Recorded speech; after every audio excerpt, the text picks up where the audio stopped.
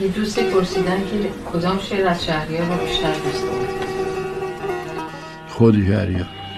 دیدم و گاهی دلم یاد جوانی می کند، بلبل شوقم هوای نغم خوانی می کند.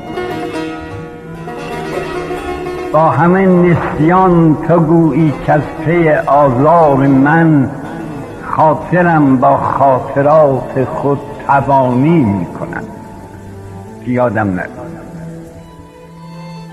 طفل بودم دزدکی پیرو، علیلم ساختند اون که گردون می کند با ما نهانی می کند. آدم یه دفعه می بینه پیش.